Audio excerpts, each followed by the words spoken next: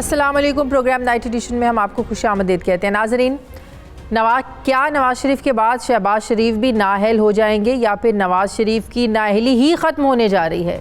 हुकूमती दावे और ज़मीनी हक़ाइक़ अलग अलग मंजरकशी कर रहे हैं।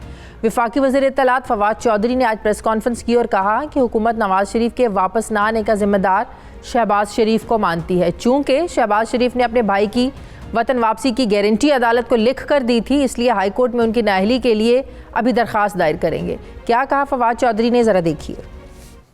शहबाज शरीफ जो हैं वो एक मुकम्मल ज़िम्मेदार हैं और इस फ्रॉड में वो मुकम्मल तौर के ऊपर मुलव्वस हैं नवाज शरीफ को बाहर भेजने के लिए। लिहाजा अटॉर्नी जनरल को हदायत की है वफाकी काबीना ने कि वो लाहौर हाई कोर्ट से शहबाज शरीफ को तलब करके दो बातें वो उनके सामने रखें।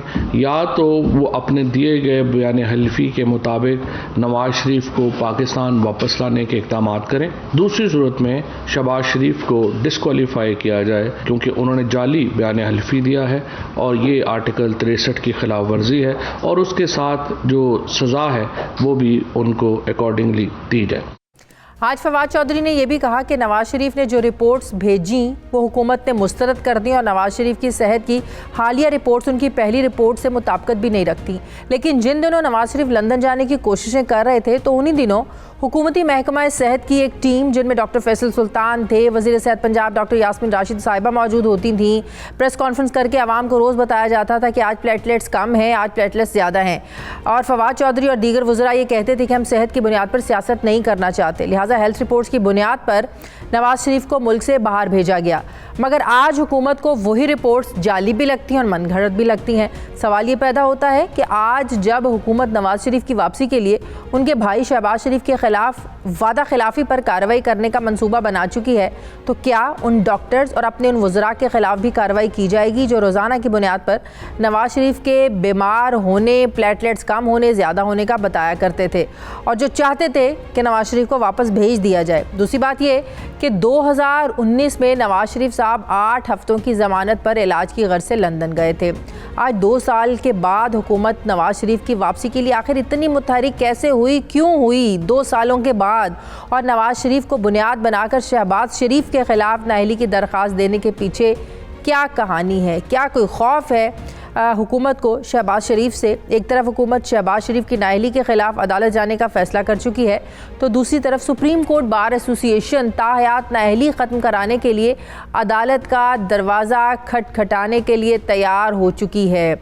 इस पटिशन में सुप्रीम कोर्ट ऑफ पाकिस्तान से ताहयात नाअहली की कानूनी शिकों की तशरीह करने का मुतालबा किया गया है, जिसमें वफाक को भी फरीक बनाया गया है। याद रहे कि मुल्क में ताहयात नाअहली के कानून में अगर कोई तशरीह में कोई रद्दो बदल निकलता है तो इसका बराह रास्त फ़ायदा अगर किसको हो सकता है तो वो हैं मियाँ नवाज शरीफ और जहांगीर खान तरीन। अब देखना यह है कि नवाज शरीफ की ताहयात नाअहली ख़त्म होती है या फिर शहबाज शरीफ को भी नाअहल कराने में हुकूमत कामयाब होती है। इसी पर मैं बात करूंगी। मुझे ज्वाइन कर रहे हैं मुस्लिम लीग नून के सीनियर रहनुमा राना तनवीर हुसैन साहब। अस्सलाम वालेकुम, बहुत बहुत शुक्रिया राना साहब आपका। राना साहब, हुकूमत तो बहुत ज़्यादा एक्टिव हो गई है कि नवाज शरीफ वापस आए, नहीं आएंगे तो अब शहबाज शरीफ के ख़िलाफ़ कार्रवाई करनी है। इवन के हुकूमत ये भी प्लान कर रही है कि शहबाज शरीफ को नाअहल करवाया जाए क्योंकि वो झूठा बयान हल्फी उन्होंने दिया था अदालत में नवाज शरीफ की वापसी के लिए।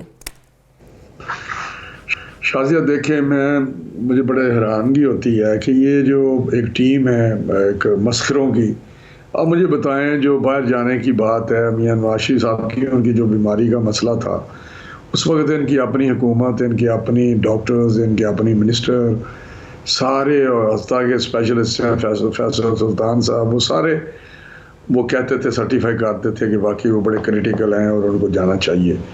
उनमें अदालतें इन्वॉल्व थी, सारा कुछ हुआ।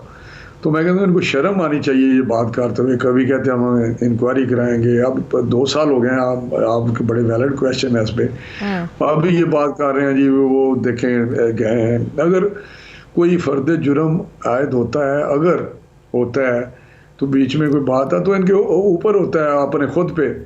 तो मैं तो हैरान हूँ कि ये एक ऐसा टोला है दिमाग है ना काम नहीं करता, अब नहीं है कि उन्होंने बात कर दी कि शहबाज साहब को ये नाअहल कराएंगे। यार पहले जो नाअहली हुई है मियाँ नवाज शरीफ साहब की, सारी दुनिया कह रही है कि उनको एक मज़ाक़ा खेज़ किस्म की वो जो प्ली पे या बेस बना के हुकामा पे ताहियात उनको नाअहल कर दिया गया। जो भी पटिशन की बात कर रहे हैं, जो पाकिस्तान बार एसोसिएशन दे रही है, वहाँ पटिशन तैयार की है उन्होंने, तो मैं समझता हूँ कि ये चीज़ें उनको एक खौफ उनके ऊपर तारी है। लेकिन हुकूमत को एतराज़ तो इस बात का है ना कि वो बिल्कुल ठीक है, कभी कॉफ़ी पीते नज़र आते हैं, कभी चहलकदमी करते नज़र आते हैं, कभी पिज़्ज़ा खाते उनकी जो है ना वो तस्वीरें आ जाती हैं, कभी वो बाहर घूमते फिरते पोलो का मैच देखते हुए नज़र आते हैं। तो कहते हैं उन्हें बीमारी के अपने वतन वापस क्यों नहीं आ रहे।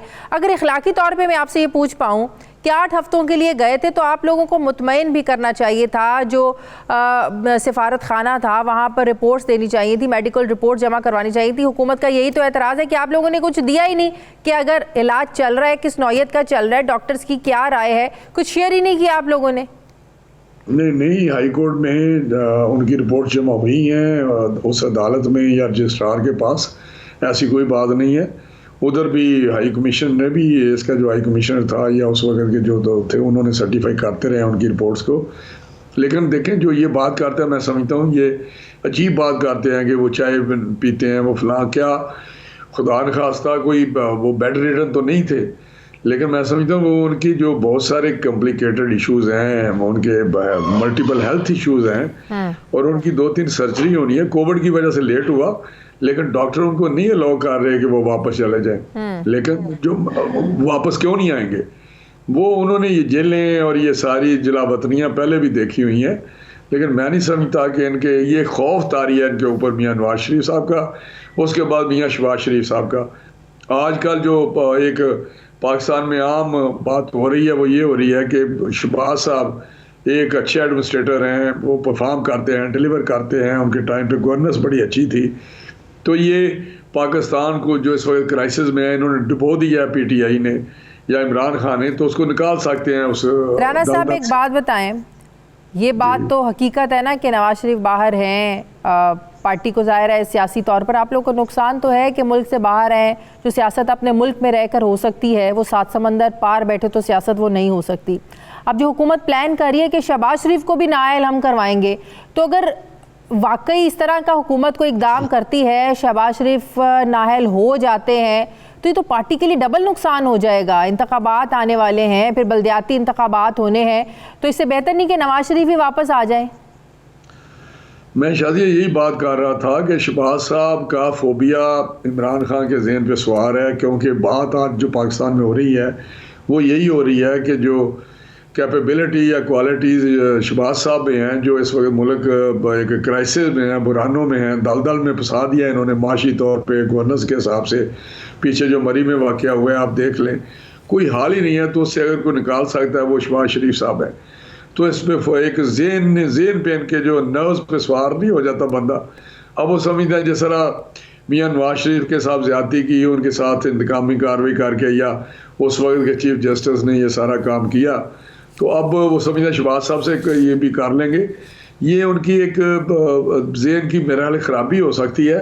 खुदा न खास्ता इसमें करके देखें। इनकी कोई बात अभी जो उनके केसेस इन्होंने बनाए हुए हैं, जिसका बड़ा ये बार बार बताते हैं जी, ये जो अभी चल रही है FIA कर रही है, नैब ने इनको जवाब दिया कि हम केसेस नहीं बना सकते, इसमें कुछ नहीं है। जो इनका वो ख़ास एक हथियार है, आलाकार बना हुआ है नैब इनका, इमरान खान का। इसी तरह लंदन में जो फैसला आया वो भी आपके सामने है। लिहाजा ये सारे ही ऐसे ही कर रहे हैं, एक खौफ के अंदर ये सारी चीज़ें कर रहे हैं। अब वक्त तो आ गया PTI के जाने का, इनकी हुकूमत के जाने का। अब इमरान खान का चल चलाओ है, अब उनके अपने सिलसिले इतने गंभीर किस्म के हैं। हो गया ऑपोजिशन में कि फाइनेंस बिल को आप लोगों ने पास नहीं होने देना। देखिए अपोजिशन का बिल्कुल इत्तेफाक राय है इस पे कि ये पास नहीं होने देना, क्योंकि जो हालात हैं, पहले ही एक आम आदमी मुल्क की बात करें या अवाम की बात करें, माशी तौर पे बिल्कुल क्रिपल कर दिया गया है। और इस बिल के ज़रिए जो स्टेट बैंक के बिल है, उसकी जो लाए हैं स्टेट बैंक का बिल, और जो मिनी बजट लाए हैं, उसके में तो और जो हमारी इकोनॉमिक सॉवरेनिटी है वो दौबे इन्होंने लगा दी है। और IMF के पास इस तरह के मामला तय कर लिए हैं। जो शख्स ये कहता था कि IMF के पास मैं जाऊं, मैं खुदकुशी कर लूं, वो यही नहीं कि उसने IMF के पास गया, बाकी ऐसी शरायत मानी है जो मैं समझता हूं कि इससे तो बेहतर था कि कोई खुदकुशी कर ले। तो ये चीज़ें आप लेकिन आप लोगों को भी समझने की ज़रूरत है। आप लोग भी अपने अदवार में IMF गए हैं, IMF की शराइत के साथ चलना पड़ता है। अभी जो पाकिस्तान को ज़ाहिर है मुख्तलिफ मामलात चलाने के लिए पैसे चाहिए, IMF के पैसों की बहुत ज़्यादा ज़रूरत है। वो पैसे नहीं मिलेंगे, मईशत नहीं चलेगी, फिर आप लोगों की तरफ से फिर जो है ना वो हुकूमत पर तनकीद शुरू हो जाएगी। नहीं शाजिया, इसमें IMF के पास जाना गुनाह नहीं है। अवाम को ज़िबा करेंगे वो तो किसी तरीके पे एक्सेप्टेबल नहीं है, ये क्वेश्चन ही नहीं है।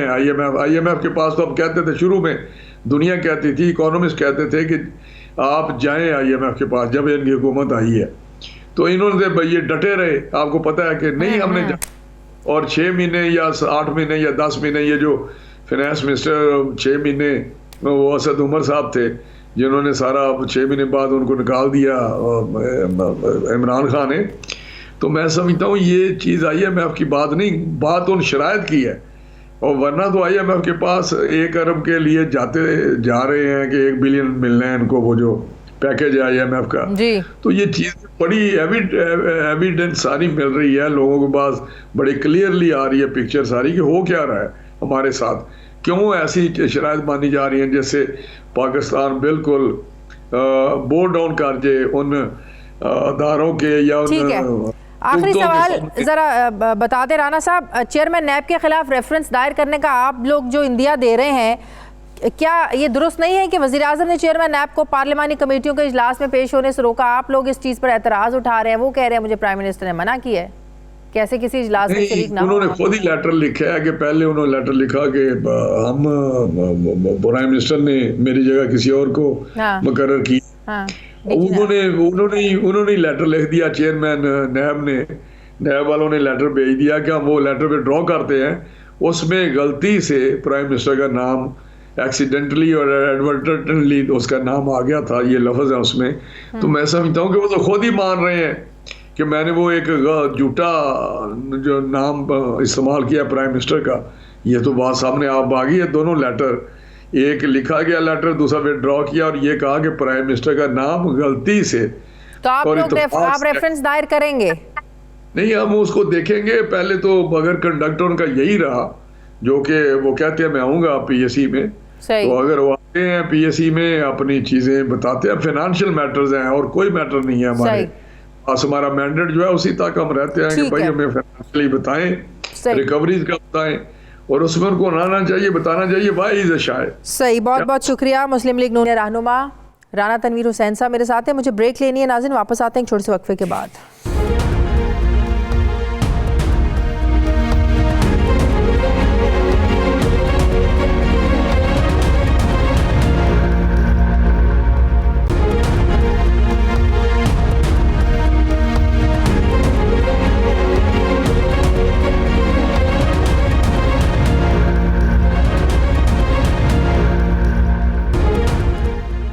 ब्रेक के बाद एक बार फिर से आपको खुशामदीद कहते हैं। पाकिस्तान तहरीक इंसाफ की रहनुमा अंदलीब अब्बास साहिबा ने मुझे ज्वाइन किया। अस्सलाम वालेकुम, बहुत बहुत शुक्रिया अंदलीब साहिबा आपका। अंदलीब साहिबा, ये तासुर बनता जा रहा है कि जिस जोश और जज्बे से आप लोग नवाज शरीफ को वापस लाने की आजकल बातें कर रहे हैं, तो लग ऐसे रहा है, तासुर ये बन रहा है कि आप लोग असल जो इश्यूज़ हैं उनसे अवाम की तवज्जो डाइवर्ट करने के लिए एक और इशू आप लोगों ने क्रिएट कर लिया कि नवाज शरीफ को लाना है लाना है लाना है।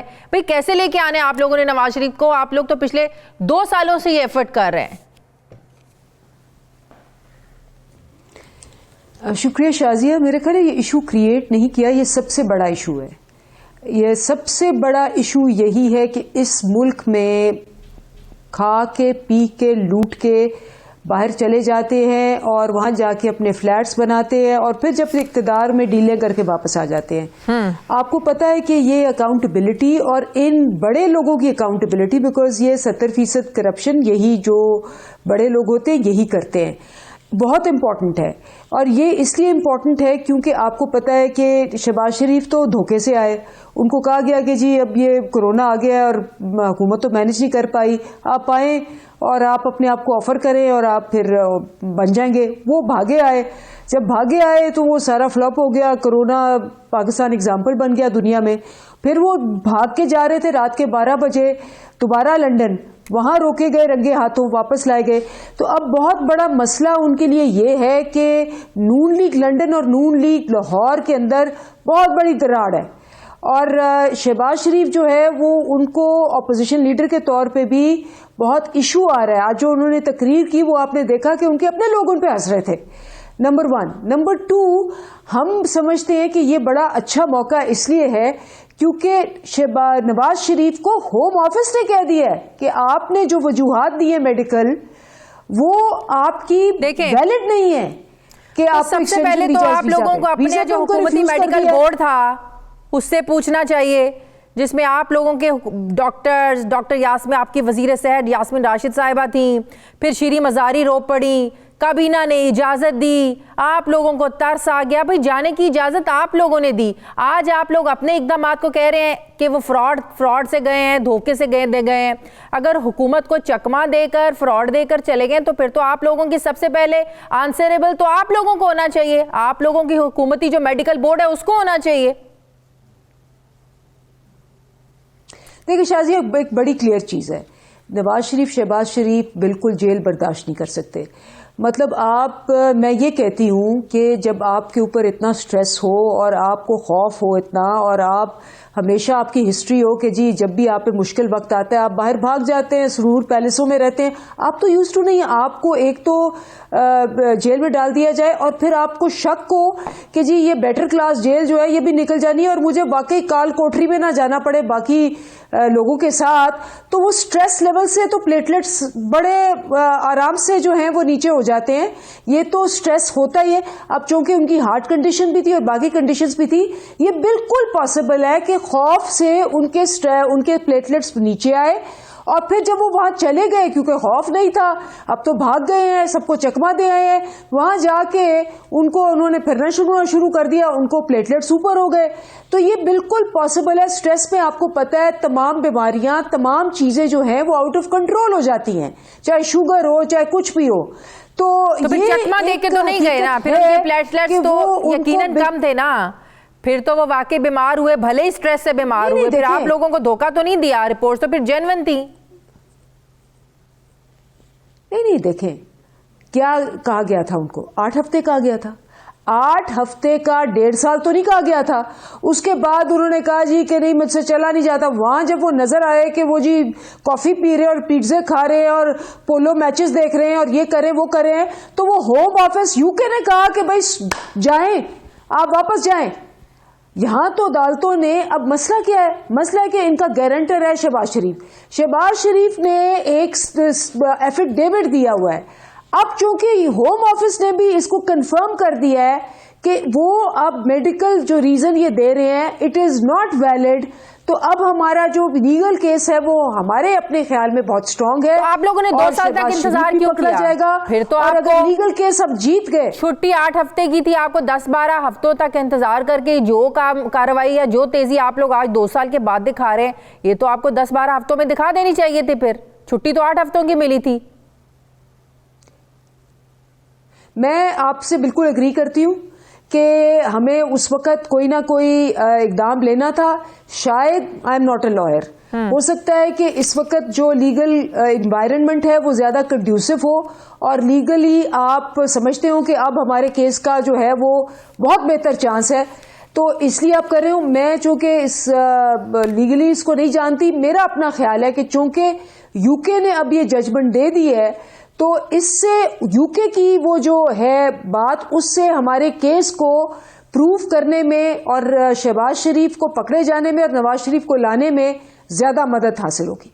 आप नहीं समझते नवाज शरीफ के वापस आने के बाद क्या हुकूमत ये नहीं समझती कि आप लोगों के लिए खतरा बढ़ जाएगा? यहाँ आकर और ज्यादा उनका जो कारकुन है, नून लीग है, जाहिर है उनमें एक जोश और जज्बा आ जाएगा, उनका लीडर यहाँ पर होगा, अच्छे तरीके से सियासत हो सकेगी। ये तो आप लोगों के लिए खतरा बन जाएगा। पंजाब के भी बल्दियाती इंतखाबात आने वाले हैं।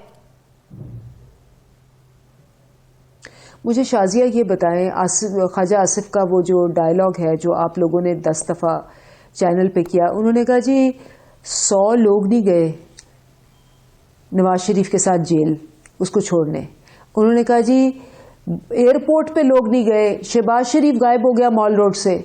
ये हकीकत है, इसीलिए वो पीडीएम के साथ जाते हैं क्योंकि वो जलसों में बंदे इकट्ठे नहीं कर सकते और वो उनके जलसों पे जाके नारे मार के तकरीरें करके आ जाते हैं क्योंकि उनके अंदर ये स्ट्रीट पावर ही नहीं है, उनका वोट बैंक ऐसा है ही नहीं जो ऐसे करे। तो अगर अब वोट चूंकि वोट बैंक नून लीग का नहीं नवाज है, शरीफ ने अपना वो अशर कर लिया।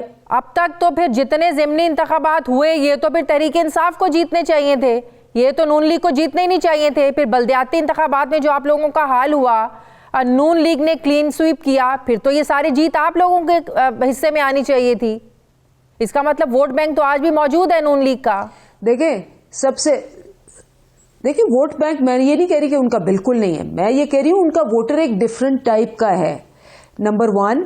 नंबर 2, इस वक्त जो शहबाज शरीफ ने और नवाज शरीफ ने कर दिया है और सारी दुनिया में बदनामी उनकी हो गई है। आप देखें वो हमदुल्ला से मिला, वहां अशरफ गनी के बेस्ट फ्रेंड से मिला जो पाकिस्तान के खिलाफ थे, जो पाकिस्तान को गालियां निकालता था, वहां तस्वीरें लगाई मरियम ने नवाज शरीफ के मिलते हुए। आप देखें कि नवाज शरीफ को अब धक्के मार के निकाला गया। ये वो एवन फील्ड फ्लैट है जहां वो उनकी कैद हुई है, वो बाहर निकलते हैं, लोग उन पे बोलना शुरू हो जाते हैं, उनकी वीडियोस लेते हैं, उनको चोर चोर कहते हैं। तो ये उनकी अब हकीकत जो है सारी दुनिया पे आश्कार हो गई। अब आप देखें जब वो आएंगे वो लायबिलिटी होंगे अपनी पार्टी के लिए। वो कैसे जवाब देंगे कि जी मैं क्यों आ रहा, वो कैसे जवाब देंगे कि अब मुझे लंदन ने धक्के मार के निकाला तो मैं आ रहा हूं, वो कैसे जवाब देंगे कि मुझे हुकूमत जबरदस्ती वापस लेके आ रही है, मैंने तो नहीं आना था, वो कैसे जवाब देंगे कि मेरी बेटी ये मान कैसे ला सकती है। 2 साल से तो आप लोग इक़दामात कर रहे हैं, बरतानिया के साथ एक मुआहदा कर रहे हैं, आप लोग बरतानिया के साथ दूसरा मुआहदा आप लोग कर रहे हैं, उनको तो ला नहीं सके। शहबाज शरीफ से आप लोगों को क्या खौफ है जो उनके खिलाफ आप लोग कार्रवाई करना चाहते हैं, शहबाज शरीफ को नाअहल करवाना चाहते हैं, शहबाज शरीफ से क्या खौफ है आप लोगों को? शाजिया ये आप लफ्ज़ जरा सोचे, आप कह रही खौफ है। हाँ। मतलब एक शहबाज शरीफ जिसकी एक ट्रांजैक्शन में आपको बताती हूँ, 1000 में से मलिक मकसूद चपड़ासी उसकी कंपनी का, 15,000 उसकी तनख्वाह, 400 करोड़ रुपया टीटीओ से उसके अकाउंट में निकला है। मैं एक ट्रांजैक्शन आपको बताती हूँ, आप कह रहे हैं ये साबित तो क्या हुआ? जिस स्केल पे अंदलीब अब्बास साहिबा, साबित क्या हुआ? साबित क्या हुआ? इसीलिए मैम कह रहे हैं साबित तो अब बेसिकली सब कुछ हो गया, इनके साइन भी आ गए हैं, इनके बंदे भी। लेकिन बेसिकली आपकी बात सही है, ये तो 4 महीने में सारे काल कोठरी में जाके इनके सारे पैसे वहां बेच के वापस आने चाहिए थे। लेकिन अनफॉर्चुनेटली हमारे पास 2/3 मेजॉरिटी नहीं है। जो कानून चेंज करने हैं बेटर क्लास सिटीजन के, जुडिशल रिफॉर्म्स के, वो आपको फैटफ का तो एग्जाम्पल पता है कि हमने जिस मुसीबतों से फैटफ के लॉज पास करवाए हैं, जिस मुसीबतों से, और फैटफ में पाकिस्तान का नाम किसने धब्बा लगाया? इन्होंने लगाया। पाकिस्तान को किसने धकेला? इन्होंने धकेला। एक आखिरी सवाल का जवाब दे दें अंदलीब साहिबा। प्राइम मिनिस्टर जब ये बात करते हैं कि आइंदा 3 महीने अहम है, मतलब जनवरी, फरवरी, मार्च, किस लिहाज से क्या करना चाहते हैं? ऐसे क्या इकदाम है जो इन 3 महीनों में आप लोगों ने करने? क्यों प्राइम मिनिस्टर इन 3 महीनों को अहम समझते हैं, किस लिहाज से? देखिए हमारी बहुत जबरदस्त 3 जो आम आवाम के लिए चीजें आ रही है। एक तो आपको पता है सास राशन कार्ड आ रहा है जिसपे आपको 1000 रुपए पे 30% डिस्काउंट मिलेगा आटा दाल चीनी पे। दूसरा आपको पता है सेहत कार्ड आ रहा है जिसने केपी में रेवोल्यूशन कर दी और जिसका पंजाब में भी शुरू हो गया और ये पंजाब पूरा कवर हो जाएगा। तीसरा हमारा किसान कार्ड आ रहा है। सो आम आवाम के लिए, और उसके अलावा कामयाब पाकिस्तान में इस वक्त जो कर्जे मिल रहे हैं 5-5 लाख रुपए के घर बनाने के लिए और कारोबार शुरू करने के लिए, उसमें बहुत तेजी आ गई है। सो ये 3 महीने जो है हमारे, ये आम आवाम को बेनिफिट्स देने के हैं, उनको रिलीफ देने के लिए, उनको ग्रो करने के लिए, उनको वो फैसिलिटीज देने के लिए है जो कि 70-75 साल में इस मुल्क में कभी नहीं मिली।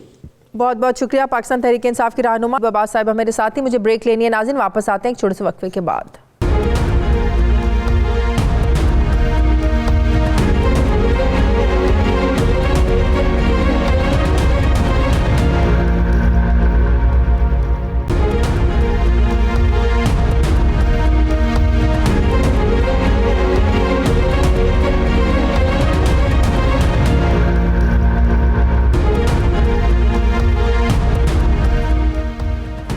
ब्रेक के बाद एक बार फिर से आपको खुशामदीद कहते हैं। सीनियर सहाफ़ी तज्जियाकार मज़हर अब्बास साहब मुझे ज्वाइन कर रहे हैं। अस्सलाम वालेकुम, बहुत बहुत शुक्रिया मज़हर अब्बास साहब आपका। मज़हर अब्बास साहब, आजकल मियां नवाज शरीफ की वापसी की बड़ी बात हो रही है, हुकूमत इसको लेकर बड़ी संजीदा है। हुकूमत के रवैये से, हुकूमत की बातों से लग रहा है कि हुकूमत हर हाल में नवाज शरीफ को वापस लाना चाहती है। आपको इसके पीछे क्या वजह समझ में आती है कि 2 सालों के बाद हुकूमत को ये याद आ रहा है कि अब अगर नवाज शरीफ नहीं आए तो शहबाज शरीफ को पकड़ लिया जाए, शहबाज शरीफ के ख़िलाफ़ कार्रवाई हो, नहीं तो शहबाज शरीफ के ख़िलाफ़ भी वो कह रहे हैं कि नाअहली की दरख्वास्त जो है ना हम दायर करें, इनको भी नाअहल करा दिया जाए। इसके पीछे आपको इतने ज़्यादा एक्टिव होने की वजह क्या समझ में आती है हुकूमत की 2 सालों के बाद? शुक्रिया अजिया। देखिए, बहुत सी डेवलपमेंट्स हो रही हैं। जितनी कॉन्फिडेंट गवर्नमेंट आज से साल पहले नज़र आ रही थी उतनी कॉन्फिडेंट नज़र नहीं आती। शेकी है, मामलात शेकी हैं, बहुत सी गलतियां हैं वो मल्टीप्लाई होती जा रही हैं, तो गवर्नमेंट शेकी तो है। उन्हें ये लग रहा है कि ये कहीं ना कहीं चीज़ें गड़बड़ हैं, और इसी वजह से किसी और ने नहीं, खुद वज़ीर आज़म ने 3 माह को अहम कहा। जब उन्होंने 3 माह को अहम कहा तो इसका मतलब ये है कि उन्होंने ये नहीं कहा कि मईशत के हवाले से अहम है, किसी और चीज़ के हवाले से अहम है। उन्होंने सिर्फ 1 लाइनर दिया कि जी 3 महीने अहम हैं। अब उन्हें ये लग रहा है कि अब जो अगर मार्च होता है 27 फरवरी को हो या 23 मार्च को हो, इसके पीछे कहीं ना कहीं कुछ गड़बड़ हो रही है। और प्राइम मिनिस्टर को इस तरह की इंफॉर्मेशंस भी हैं। वो कहते तो जाहिर है वो यही कहना चाहिए उन्हें कि हर चीज़ बेहतर है, सिविल मिलिट्री रिलेशनशिप भी बेहतर है। वो ये भी कह रहे हैं कि अपोजिशन के पास जो है कोई ख़ास चीज़ नहीं है, लेकिन जो चीज़ बाय डिफ़ॉल्ट अपोजिशन के परले में जा रही है वो महंगाई है, और महंगाई इनसे काबू नहीं हो रही है। वो उसकी तौजीहात दी जाती हैं। तो आपको ये लगता है कि असल इशू से लोगों की तवज्जो को डाइवर्ट करने के लिए अब ये इशू उठा दिया गया नवाज शरीफ की वापसी का? देखिए, उनको परेशानी ये है कि मुझे टू बी वेरी ऑनेस्ट, मुझे नहीं लगता कि हुकूमत चाहती है नवाज शरीफ वापस आए। उसकी वजह क्या है? उसकी वजह ये कि नवाज शरीफ की प्रेजेंस पाकिस्तान में हुकूमत के लिए कोई अच्छा शगुन नहीं होगी। क्योंकि एक तो ये कि वहाँ की बरतानवी हुकूमत उनको डिपोर्ट करे तब तो गवर्नमेंट को फ़ायदा हो सकता है। लेकिन अगर आप किसी तरीके से उनको नवाज शरीफ साहब को यहाँ वापस ले आते हैं, वो ले आते हैं यहाँ जेल में बंद कर देते हैं, तो उससे PMLN, क्योंकि PMLN की जो पोजीशन है 2018 के ऑनवर्ड, इवन नवाज शरीफ की कन्विक्ट होने के बाद, डिस्क्वालीफाई होने के बाद, वो मुस्लिम लीग नून के अंदर वो दरारें नहीं पड़ सकी जो शायद इमरान खान समझ रहे थे।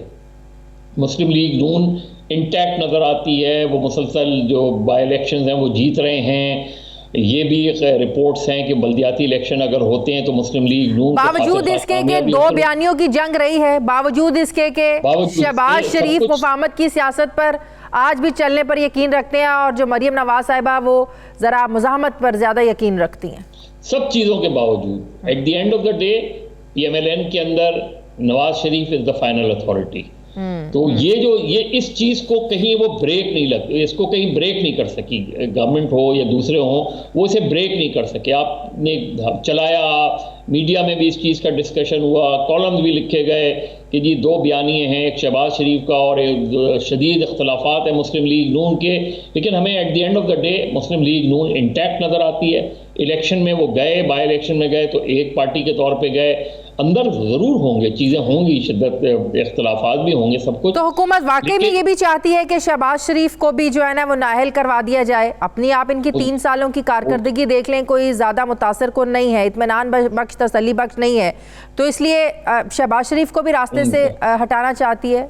उनका असल थ्रेट ही शहबाज शरीफ है, इसलिए कि क्योंकि नवाज शरीफ के बारे में तो इस्टेब्लिशमेंट की राय बड़ी मुख्तलिफ है, लेकिन शहबाज शरीफ लेकिन उन्हें वो ये है कि अगर शहबाज शरीफ को नॉमिनेट करते हैं तो जाहिर है शहबाज शरीफ के पीछे फिर नवाज शरीफ की पूरी सपोर्ट हासिल होगी। बिल्कुल। और ये जो वो है वो गवर्नमेंट के लिए अच्छा शगुन नहीं है। वो चाहते हैं शहबाज शरीफ या तो जेल हों, या सबसे बड़ी बात ये कि वो चाहते हैं शहबाज शरीफ डिस्क्वालीफाई हों, कन्विक्ट हो जाएं, लेकिन मुझे अब जो टाइम वो है वो ऐसा नहीं लग रहा मुझे।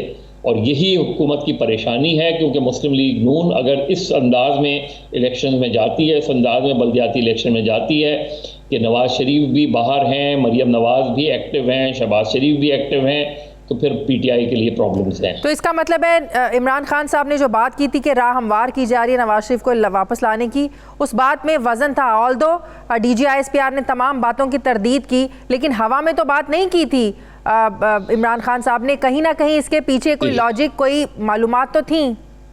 देखिए, DGISPR ने तरदीद किस चीज़ की थी कि नवाज शरीफ से कोई डील नहीं हो रही, नवाज शरीफ से कोई डील नहीं हुई है। उन्होंने ये भी कहा कि फौज न्यूट्रल है और सिर्फ हुकूमत के मातहत है।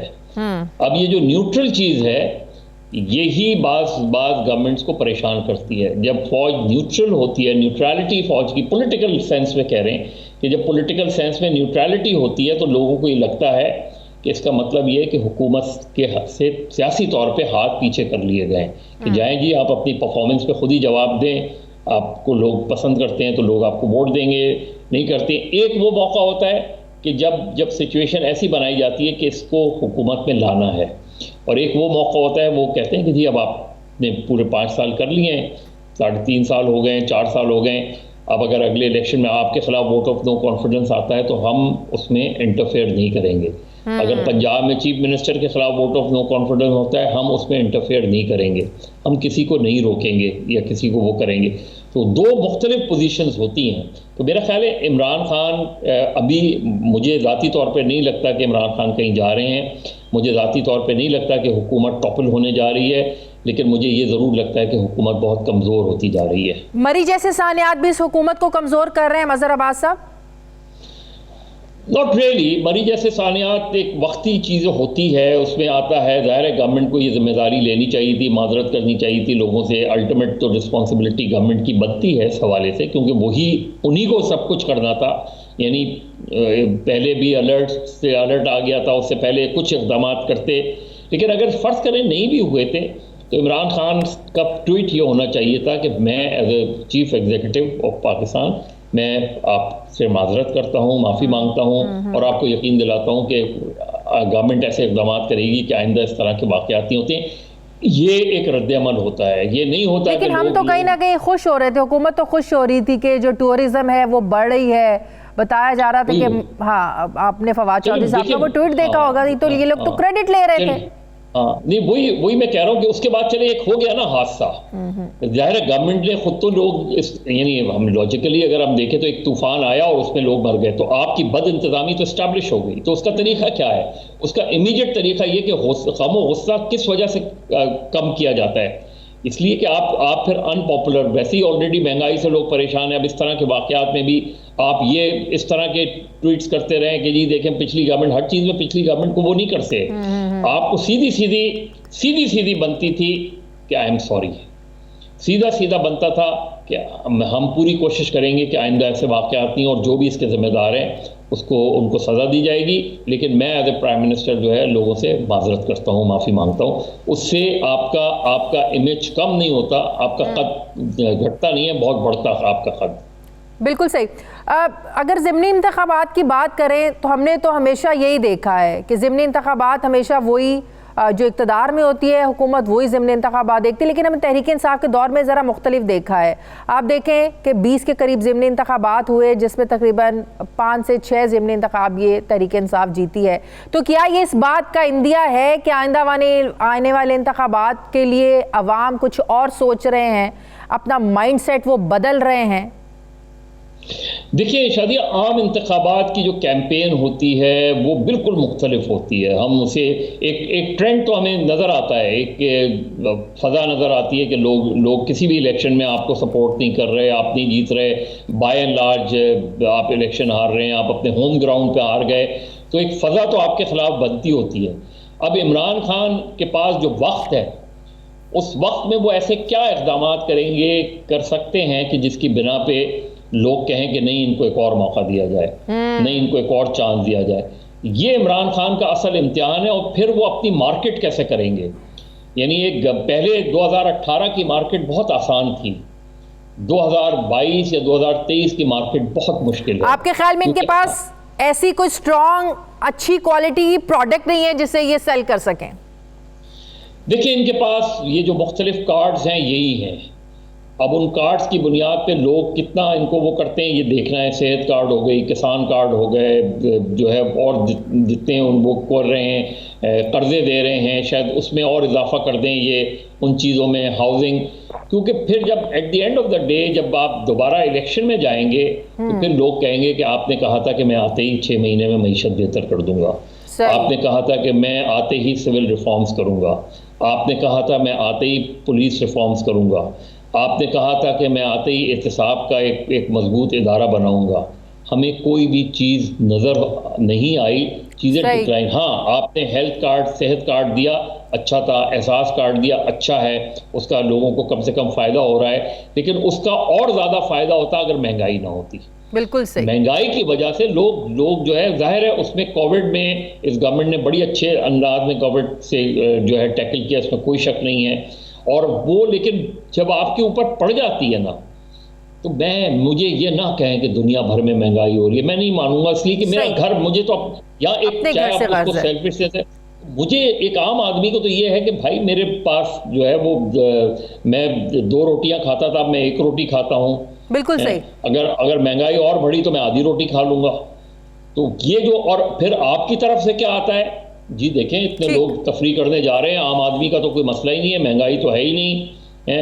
इतनी मोटरसाइकिलें हमने बेच दी, इतनी गाड़ियां बेच दी, गाड़ियों को आम आदमी से रिलेट किया जाता है, जबकि आम आदमी को एक अच्छी बस चाहिए। बिल्कुल सही। मेरा ख्याल है कि इमरान खान के पास चैलेंजेस हैं, बहुत चैलेंजेस हैं, उनके लिए आसान नहीं होगा अगला इलेक्शन। बहुत बहुत शुक्रिया सीनियर साहब मजहर अब्बास साहब मेरे साथ हैं। मुझे ब्रेक लेनी है नाज़रीन, वापस आते हैं एक वक्फे के बाद।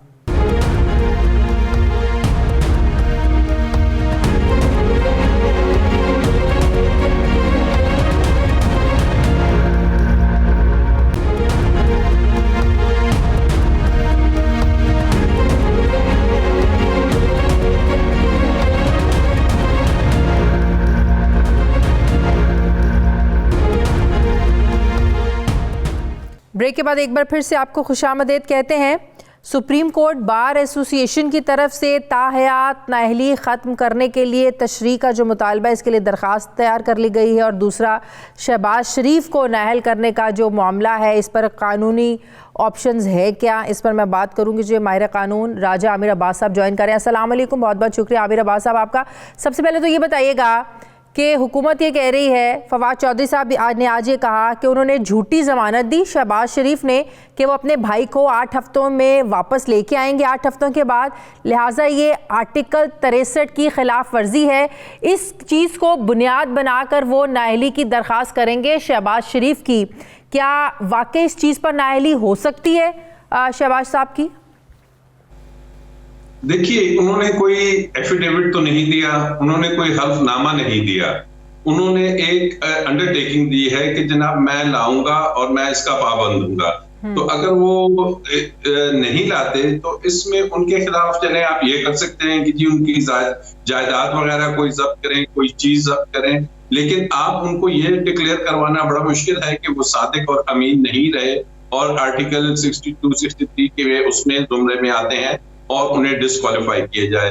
तो बज़ाहिर ऐसे लग रहा है कि उन्हें जो फोकस करना चाहिए वो ये करना चाहिए कि जनाब इन्होंने ये अंडरटेकिंग की थी, अब अदालत उस अंडरटेकिंग की बजाय जो कि ये कहें अपना सांस लेके जाए कि अदालत ने चेंज कर दी थी, हुकूमत ने 7 अरब की इनसे बॉन्ड मांगा था और आपने 50 रुपए के स्टाम्प पेपर पे जाना दिया, अब वो नहीं आ रहे, तो इसका मतलब है कि हमारा मौक़िफ़ दुरुस्त था। वो 7 अरब का जो हमारा फैसला था उसे ये अगर कोशिश करें कि बरकरार करवाएं और कहें कि जी ठीक है, in case of default he doesn't bring back his brother, तो फिर इनसे ये जो रकम है इसकी वसूली की जाए। जहां तक बात है आर्टिकल 62 का और आर्टिकल 63 का, तो मैं नहीं समझता कि कोई ऐसी डिक्लेरेशन जब तक कि कोई हल्फनामा ना हो जिसे हम कहते हैं श्योरिटी बॉन्ड, या जिसको आप जैसे आमिर अब्बास साहब, हुकूमत के इन इकदामात से लगता है, इस सोच से लगता है कि हुकूमत शायद हार मान चुकी है कि नवाज शरीफ को आप वो वापस नहीं ला सकते, कोई कानूनी रास्ता नहीं है, कोई ऑप्शन नहीं है कि वो नवाज शरीफ को अपने इकदामात के ताईं वापस ला सके, लिहाजा उन्होंने अपनी तोपों का रुख कर लिया है शहबाज शरीफ की तरफ। देखिए, बिल्कुल असल एक्चुअल तो इनका जो है, इनकी कैबिनेट ने जाने दिया मियां नवाज शरीफ को, फिर अदालत ने जो इन्होंने श्योरिटी रखी थी 7 अरब की वो खत्म कर दी, तो अब इन्हें फोकस वही नवाज शरीफ साहब को करना चाहिए।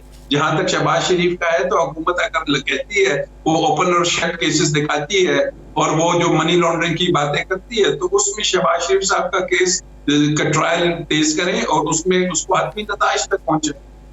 सही। अच्छा, ये जो ताहयात नाअहली के हवाले से सुप्रीम कोर्ट बार एसोसिएशन ने एक दरख्वास्त दायर की है, तशरीह करने का मुतालबा किया जा रहा है कि लग बज़ाहिर यही रहा है कि नवाज शरीफ की नाअहली के लिए सारे इक़दाम किए जा रहे हैं। तो एक बात तो तय है कि अगर नवाज शरीफ वतन आप वापस आ भी जाएं तो नाअहली किसी अदालत से ख़त्म नहीं हो सकती। फैसला सही था या गलत था, सिवाय इसके कि आप कानून साजी करें, तरमीम करें उसमें, तो ये ऑप्शन हो सकती है, जो इस हुकूमत के होते हुए नई कानून साजी तो हो नहीं सकती। तो इसके अलावा फिर क्या ऑप्शन हो सकती है ताहयात नाअहली को ख़त्म करवाने के लिए? देखिए, ये एक ऐसे बड़ी कमजोर सी कोशिश की जा रही है। और तो सुप्रीम बार एसोसिएशन वो किसी जमात से एफिलिएटेड नहीं होती या किसी जमात की सिस्टर विंग नहीं होती, वो कोई पर्सन स्पेसिफिक फैसलों के लिए नहीं सुप्रीम कोर्ट जाते, क्योंकि आर्टिकल 184(3) में 2-3 बुनियादी चीजें हैं। सबसे पहले उसमें इनको शो करना होगा कि फंडामेंटल राइट किसी मुल्जिम का जिसको सजा हो गई, जिसको नाअहल सुप्रीम कोर्ट ने कर दिया, क्या ये उसका फंडामेंटल राइट है कि वो दोबारा से वजीर आजम या पार्लियामेंट का मेंबर बने? ये एक बहुत मुश्किल है। फिर पब्लिक इंटरेस्ट की बात होती है, क्या मफादे आमा में है कि वो अशखास जिनको लूटिंग एंड प्लंडरिंग और झूठ बोलने के सिलसिले में नाअहल करार दे दिया गया है, उन्हें पार्लियामेंट में दोबारा लाए? क्या ये पब्लिक मफादे आमा है? ये वो बेसिक चीजें हैं जो देखी जाएंगी अब इस सिचुएशन में। और फिर सुप्रीम कोर्ट को ये बताना होगा, सुप्रीम कोर्ट बार की तरफ से, कि जनाब उनका लोकस स्टैंड है क्या है। क्या सुप्रीम कोर्ट बार अपने वकला की या उन कैदियों की जो जेलों में बैठे हुए हैं, जिनके फंडामेंटल राइट्स मजरू हो रहे हैं, उन्हें छोड़कर यकसा जो पहली पिटीशन लेके आ रही है ये नेक्स्ट सुप्रीम कोर्ट बार, वो ये ला रही है कि जी ताहयात जो परपेचुअल आपकी नाअहली है, अब ये परपेचुअल नाअहली आईने पाकिस्तान ने दी है, और आईने पाकिस्तान ने दी है किस बुनियाद पे? इस्लामिक और शरई असूलों पे कि सादिक और अमीन आप नहीं रहे। क्या सुप्रीम कोर्ट के पास ये इख्तियार है कि वो किसी ऐसी शिक को खत्म कर दे कि जो कि इस्लाम के असूलों पे हो और कहे कि ये सादिक और अमीन को निकाल दें?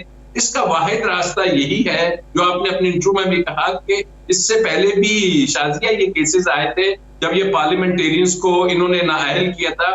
5 मेंबर का बेंच ऑलरेडी ये फैसला दे चुका है कि this is the job of parliament, constitution आप अमेंडमेंट कीजिए। जब तक कॉन्स्टिट्यूशन में अमेंडमेंट नहीं होती, और ये कोई नहीं है, मतलब कि नई कानून साजी हो तो ताहयात नाअहली ये खत्म हो सकती है, जो बज़ाहिर मौजूदा पार्लियामेंट से तो ये मुमकिन नहीं लग रहा। एग्जैक्टली और ये खाली कानून साजी नहीं, ये आइन में अमेंडमेंट है, ये बहुत मुश्किल इनको चाहिए। तो आई थिंक कि एक फुटाइल किस्म की एक्सरसाइज है।